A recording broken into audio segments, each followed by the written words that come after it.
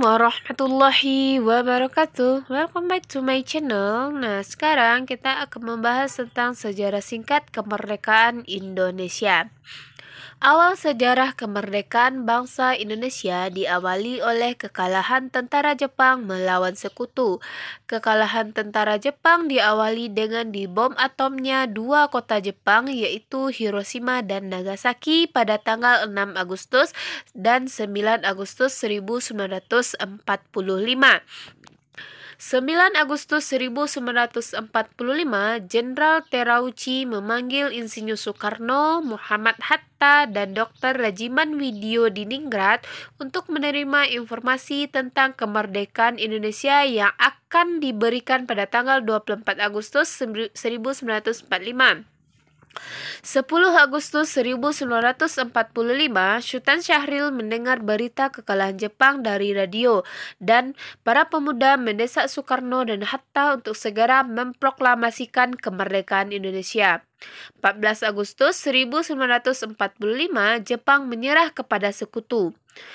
16 Agustus 1945 terjadilah peristiwa Rengas Dengklok. Peristiwa ini diawali dengan perbedaan pandangan golongan muda dengan golongan tua. Peristiwa Rengas Dengklok adalah peristiwa penculikan Soekarno-Hatta. Alasan dipilihnya Rengas Dengklok adalah karena Rengas Dengklok menjadi satu-satunya daerah yang bebas dari kekuasaan Jepang serta letaknya yang jauh dari Jakarta. Tokoh yang berperan dalam penculikan ini adalah Wikana, Aidit, Khairul Saleh, dan Sukarni.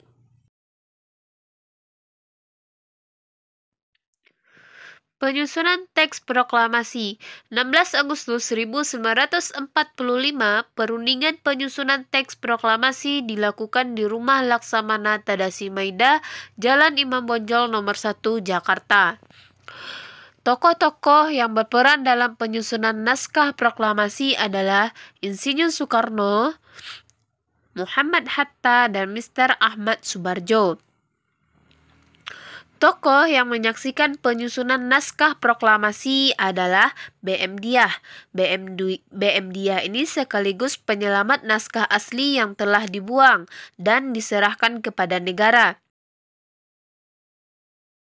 Sayuti Melik ditugaskan untuk mengetik teks proklamasi kemerdekaan dan dilakukan revisi ulang.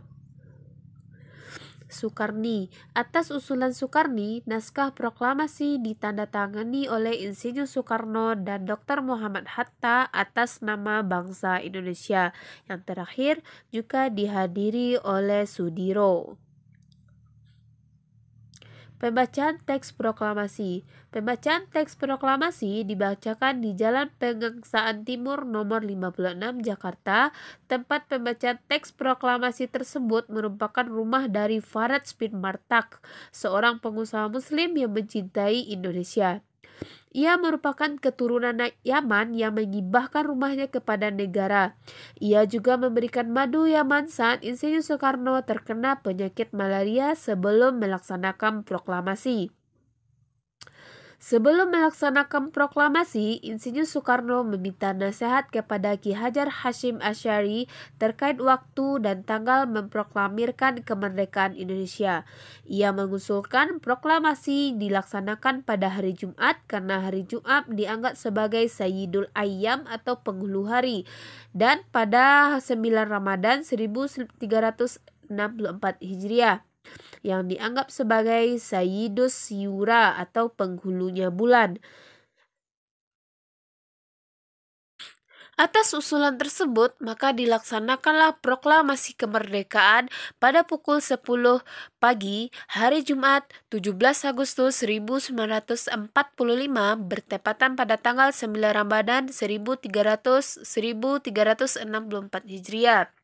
Ribuan orang yang melaksanakan proklamasi kemerdekaan itu dalam keadaan berpuasa. Acara proklamasi diawali dengan pembacaan teks proklamasi oleh Insinyur Soekarno dan disambung dengan pidato singkat. Kemudian pengibaran bendera yang dilaksanakan oleh Latif Hendraningrat sebagai penggerek bendera atau penariknya.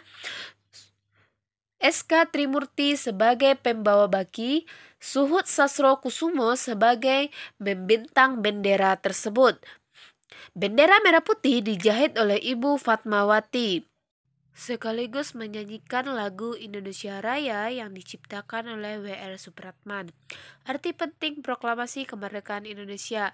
Yang pertama, Proklamasi Kemerdekaan Indonesia merupakan puncak perjuangan bangsa Indonesia.